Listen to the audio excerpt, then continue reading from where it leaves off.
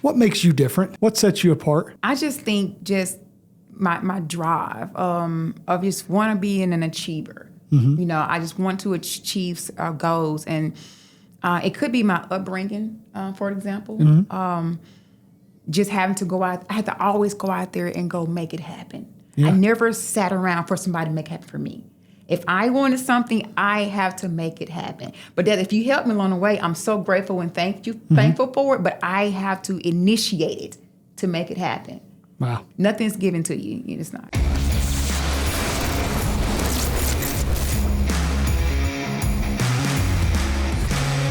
Ladies and gentlemen, welcome back to the Medicare Sales Playbook. I'm your host, Dallas Keithley, and we appreciate you joining us, learning more about your craft. You know, what sets people apart is the ability to learn, but also the ability to take time and schedule time to learn. And we know that you've done that. So whether you're driving, whether you're, filling out those applications, wrapping up OEP, AEP, SEP, whatever the two letters before the P is, we're glad you're listening to us. So today, I want to jump right in because I'm joined again by a very special guest. Please help me welcome to the show, Miss Leticia Jackson of Jackson Insurance Group. Welcome back. Thank you, Dallas. I'm so excited to be back once again. Yeah, your first podcast did very well. And as a matter of fact, people have never asked me to come back, but they're asking about you coming back. So I'm like, we got to have her back. Thank you. Thank you. Absolutely. And so I do want to jump right in just to rehash a little bit. If you haven't watched Leticia's last podcast, please go back and watch that. We talked about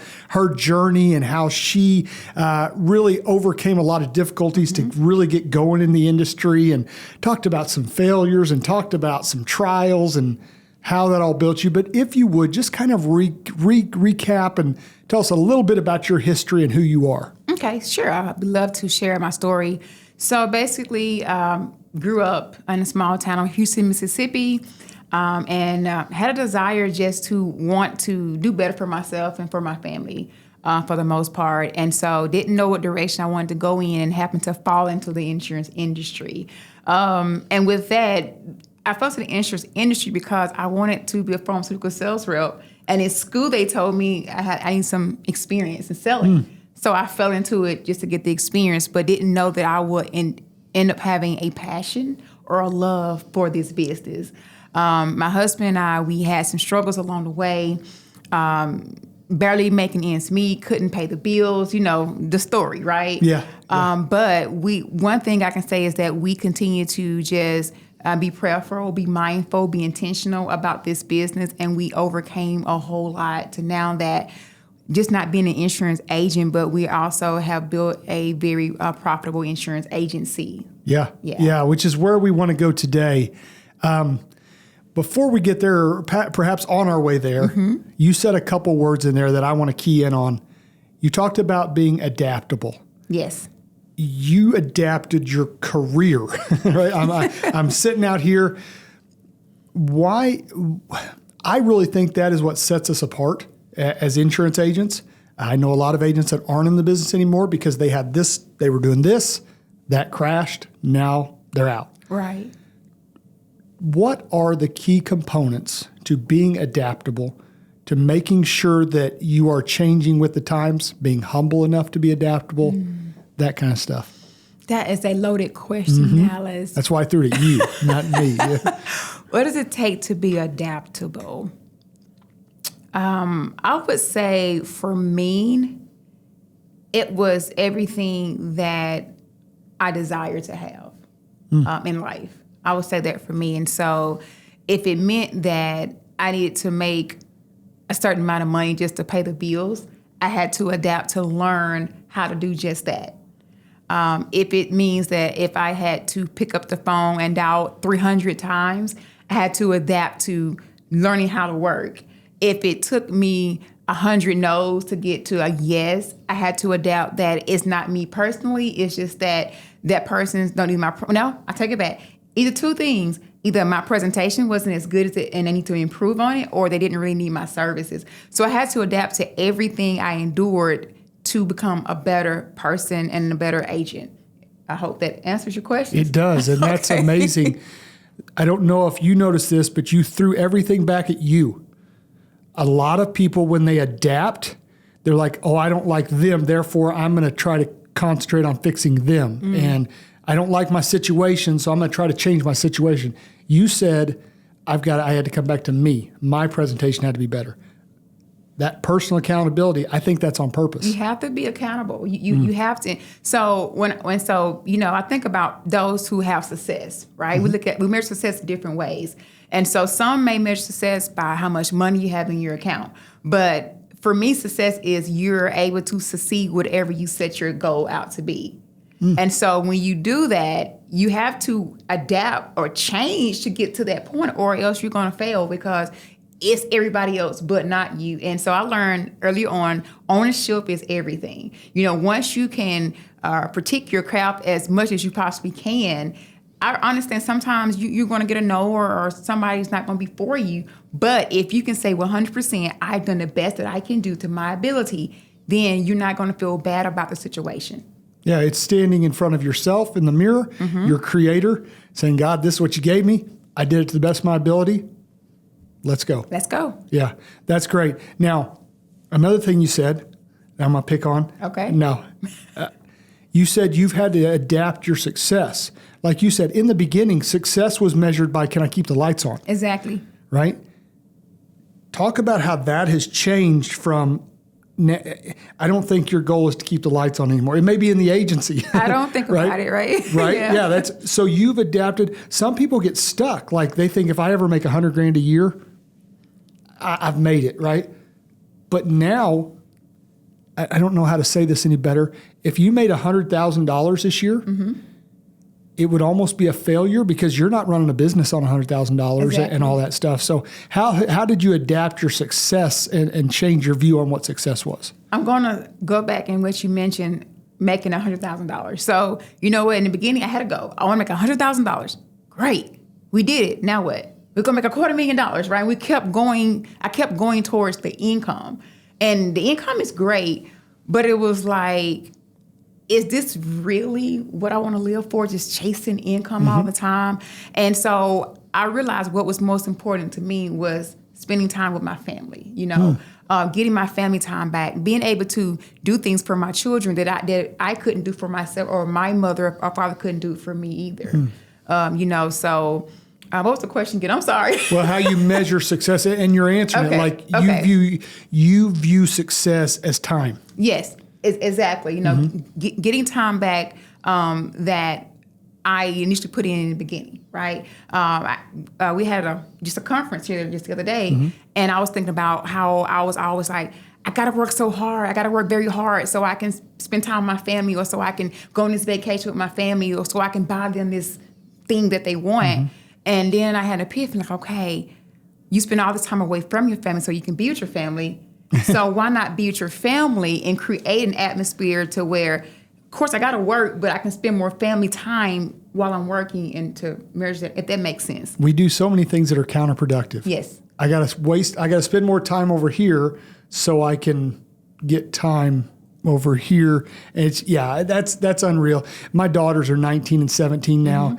And I'm telling you, I had somebody tell me, Dallas, I got bad news. The 19 to 30 goes even faster for them. Ooh, I believe it. It's unreal. Yeah. So, well, good stuff. Okay. So we talked about success. We talked about adapting to success.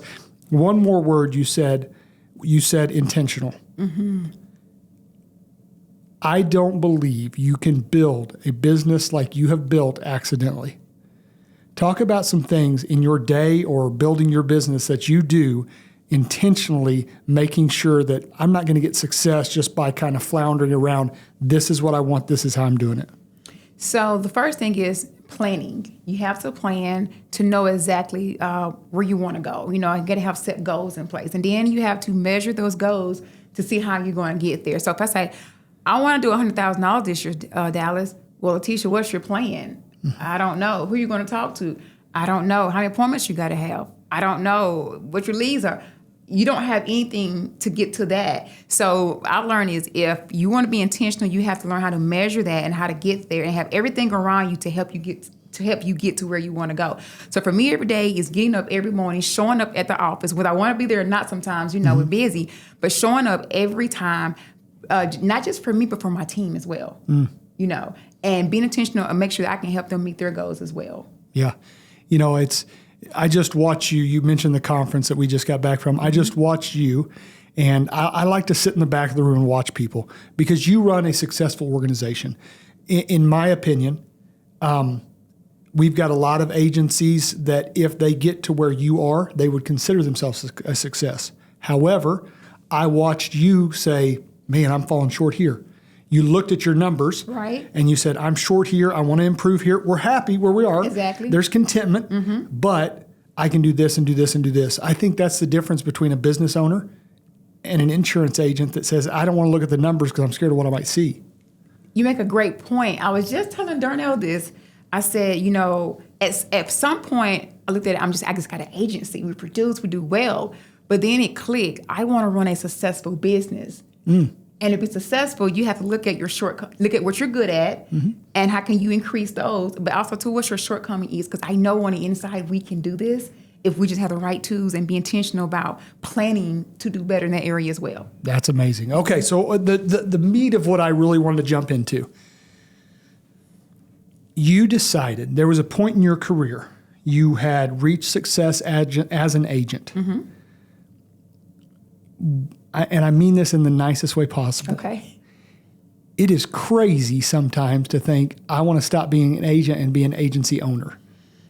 Because now, and I've gone through this too, I'm thinking, there are days when I wake up and think, oh my goodness, why don't I just go back to producing?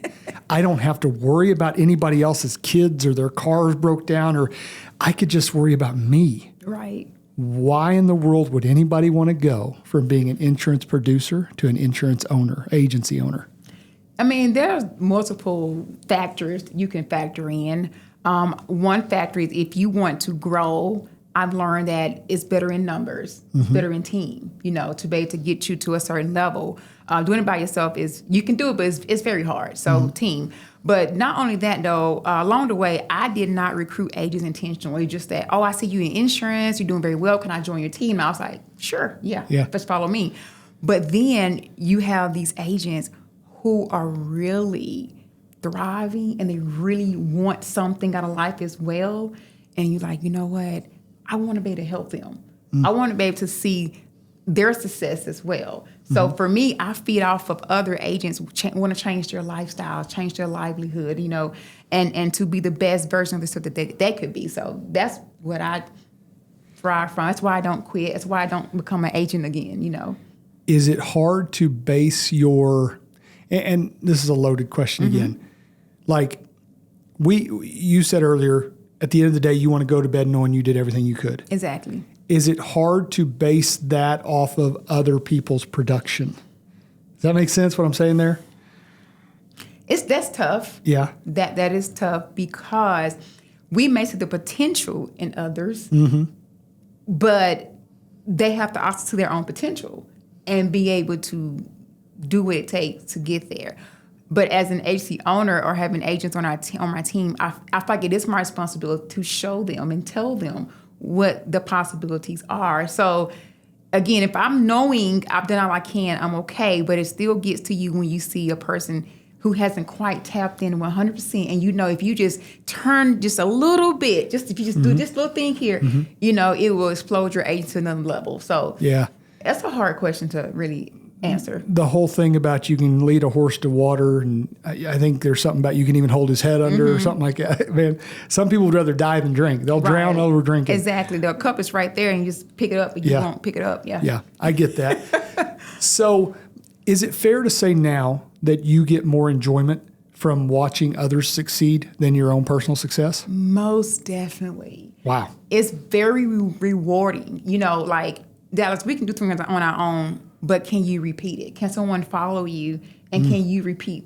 the same thing that you've done for yourself, or even exceed what you've done for yourself? And so to see other people to be able to succeed and set their goals, and they're overcoming their goals and obstacles, it is so rewarding because, like, as a teacher, you want to see all your pupils, you know, graduate. Yeah. So it's like a ceremony over and over again, seeing your people graduate and they're growing. So yes. Yeah, that's amazing. So is step one in building an agency. Because we've got agents out there that are probably where you were 5, 6, 7, 8 years ago.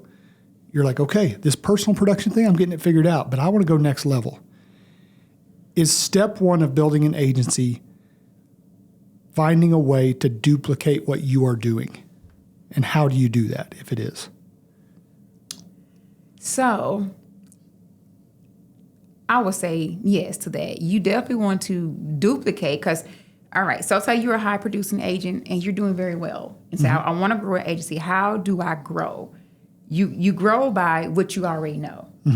You know, don't go and create the wheel. So if I know I'm good in, say, Medicare, for example, I'm going to show you a way that I've done my Medicare, you know, and then whatever I don't know, we're going to learn and grow along the way. But I can show you this area of my business that can help, can duplicate me and do better. I like that. And what's nice is, you know, I try very hard not to say anything negative about any other FMO, IMO, LMNOP, whatever. But one of the things that bothers me about our industry is when people come to an industry and they join an organization and the organization says, welcome aboard, go find 20 people, right? Because I don't know what I'm doing. Exactly. I have no clue. Now you're asking me. What you're saying is you can now turn around and say, hey, listen, just come do, here's day 1, here's day 2, here's day 3. So it gives them the footprints in the sand are there. You just step in that one, step in that one, step in that one. Exactly. I love that. So once, what are, you're looking to grow your agency and always looking, there's 2 different types of, we're going to use the dirty R word here, recruiting in our business, right? You looked a little worried there for a second. Like, wait. There's 2 different types in our business. It's looking for brand new agents and just throwing them against the wall and see if they stick or whatever. Or there's looking, you know, can you fog a mirror, the old joke in our industry? Or there's looking for like that person. I think I know what you do. And what are you looking for in that person? So for me, we're looking for an individual who actually wants to grow personally.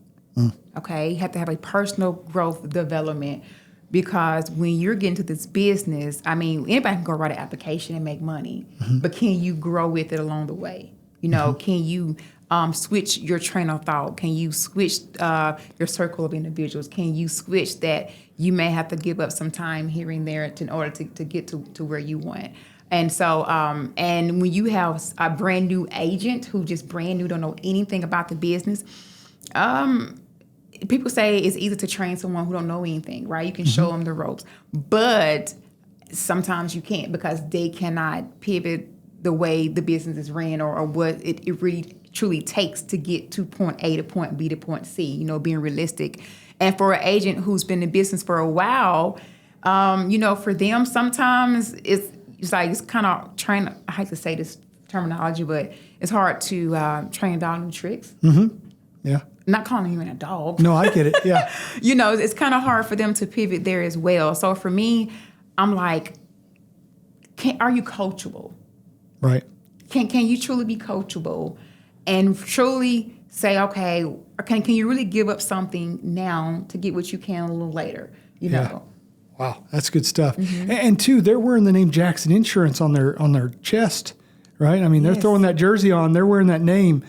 You don't want just anybody out there representing that name. No, integrity is everything. I tell everyone, you don't represent Leticia Jackson. You represent the brand. You represent Jackson Insurance Group. So when we go out that door and people see you, what do you want people to think about you or the agent, the team first? What's their first thought?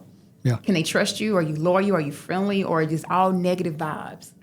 And so, because one person, one bad cancer can destroy everything that you're building. Oh, there's an old saying, and I'm probably going to mess this up and offend somebody or something, but my grandpa used to say, Dallas, bad news will get around the block twice before truth has a chance to put his pants on. Yes, you know, so it's yes. And I think I got through that, but yeah, it's amazing what one little bad story can do. You know, okay, so as you're bringing in a new agent, talk to me about what are some things that you've seen agents do that have catapulted them?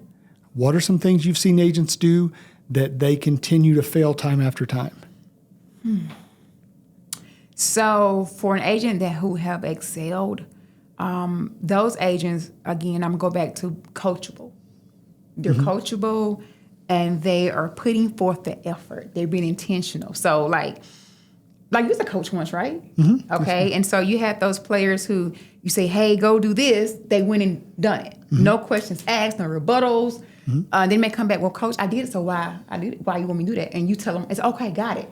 Versus the person who, go do this. Why? Why this is important? What's this? I gotta just go do what I asked you to do. And I promise I'm going to explain to you later. Those who are always asking questions and can't get moving, they fail over and over and over again. I'll never forget, I coached guys and girls. Girls were easier to coach in some avenues because I'll never forget the first time we put together a team and we, the game started and they're running back and forth. And I called timeout and I said, okay, let's do this play. Y'all remember this play? They're like, yes, sir, we remember it. They go out there, they do it, and it didn't work. And all 5 of them stopped and looked at me like, what was that? We did it, you know? And I'm like, girls, it's not going to work every time, but just trust the process. So yes, it was always, with girls, you're like, you could tell them, hey, listen, you're going to stand on your head over there. They're going to do it. So I get that. What are some common mistakes that you see agents making? They stop. They get to one hurdle. Instead of trying to figure out how to overcome it, they just stop right there in their tracks. Say, oh, insurance is horrible. One chargeback. Oh my God, it's horrible. I quit. This is not for me. It's like, it's just one chargeback. Right. You keep working. You overcome it. You become better. Build a relationship with your client. Make sure that you didn't oversell them in premium. It's ways so you become better. So they stop right in their tracks. And they fail to see what's next because they can't see the negativity or the obstacle that they're set in front of them. Imagine if you would have stopped. And you had chances to stop. Several. Yeah, you had chances to stop. What makes you different? What sets you apart? I'm me, Dallas. No, seriously. That's a great question. I just think my drive of just want to be an achiever. I just want to achieve goals, and it could be my upbringing, for example. Just having to go out. I had to always go out there and go make it happen. Yeah. I never sat around for somebody to make it happen for me. If I wanted something, I have to make it happen. But that if you help me along the way, I'm so grateful and thankful for it. But I have to initiate it to make it happen. Wow. Nothing's given to you. It's not. Well, you are an inspiration. I told my wife last night, I said, hey, the Jacksons are in town. She goes, oh man, I wish I'd known. I'd love to see them. She goes, actually, there's 2 girls that I would love to introduce to Letisha. They need her. Oh, wow. And I said, well, do it, So people are watching, and it's amazing to see. And the people that you are touching back home in Tupelo, Mississippi, and now your business is expanding across the country. You are changing lives, and not just the lives. Roger Short always talks about, the Bible says, don't just change your life, but the generations, the children, your children's children's children. Exactly. People remember the name Jackson Insurance, but not because of income, but because of integrity and what you're holding out there. So that's amazing. I appreciate that because there's a lot of negative in this business. It is. It's awesome to see you out there doing this. This is amazing. Thank you.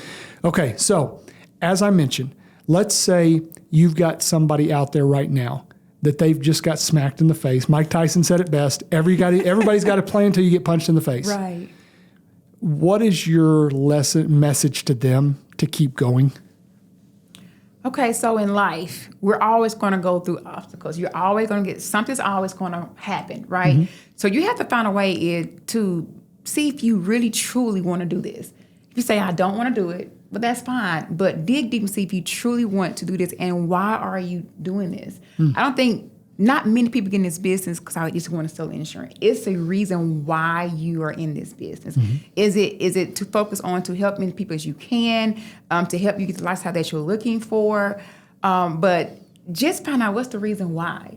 And once you can find what that why is, you can continue to push forward. Right. Yeah.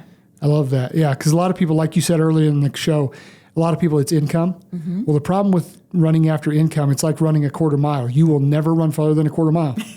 Once you hit that income, you're done. You're done. That's good. Okay. So talk about where folks can find you, what you're doing there, where you guys are, social media, all that stuff. Okay, yeah. So, of course, we're in Tupelo, Mississippi. There you can look us up on social media. We have Jackson Insurance Group on Instagram. Also, too, I have my email, info at jacksoninsuregroup.com. And if you want to just hit me up, Leticia Jackson on Instagram and also on Facebook as well. Great. So last question. What are, you said you're planning, you're intentional. What are your goals for 2025 for Jackson Insurance Group? So, I'm so excited you asked these questions because I am looking for individuals who are ready to make a change in their life that will leave a lasting legacy in their family. And I mean that wholeheartedly. I don't mean, hey, what can you do to help me? Like, I'm not for a handout, but looking to go all in. And 2025 is my year. I'm going all in. I'm tired of going through. I'm trying to figure out on my own. I need someone who can guide me. I want those individuals there that can come and we can come together, talk about it, and figure out a plan to get you to the next step. I'm a Baptist preacher's kid, so that last question thing doesn't mean anything. How many are you looking for this year? So, ideally, we're looking for 5 to 7 unique writers. 5 to 7. And you may ask why so specific, because I want to be able to give you my time that it's going to require for you to get to point A to Z. We're not looking into, I want 100 agents. 100 agents is great, but I want unique writers that we can truly build something together. Think about this. Have you ever thought about building a business? We talk about an agent, but truly building a business that's yours, that you worked for yourself and you're building something. So I want to find 5 to 7 unique writers that we can build something together. Awesome. Just in Tupelo, or where are you looking? You know what? I'm going to expand my horizons. There you go. So just wherever you are, just check us out and we can see if we're a good fit, because it has to work both ways. It has to fit what you're looking for, and you have to fit what we're looking for. There may be 5 to 7 people out there listening. And you know what separates? I had an opportunity the other day, and I was watching a show and they invited you to enter this contest. And I'm like, there's a lot of people doing it. Everybody's going to sign up. And my wife goes, what if everybody thought that way? And man, I hate it when she does that, That's true. When she's right and all that stuff. So there may be 5 to 7 out there that are like, you know what, man, see if that's it. See if it's a good fit. You never know. I love it. Letisha, thank you again. Always an amazing job. This will not be the last time, if it's my choice. Okay. I love it. Good stuff as always. Appreciate you coming on. Thank you, Dallas. Yeah, have a good day. Absolutely. Guys, thank you again for watching the Medicare Sales Playbook, listening to the Medicare Sales Playbook. Our goal is to help you expand your Medicare business one play at a time.